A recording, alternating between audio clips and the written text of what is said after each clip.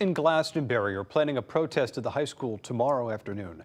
Local organizations will be joining those students for the protest, which is expected to focus on supporting transgender students. A former Glastonbury student is among a group of cisgender female track athletes involved in a lawsuit looking to ban transgender athletes from taking part in girls' high school sports. Students have a list of demands for the school district, which includes adding LGBTQ history to the curriculum.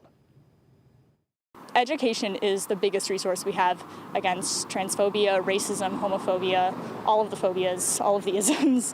I learned about Stonewall riots from one of my friends. I didn't learn it in history class. And it's like this lack of education that is driving all of these horrible movements across the country. Well, students have held several other protests, including some where they spoke out against racism. We've reached out to Glastonbury Public Schools for comment. We have yet to hear back. Connecticut's lost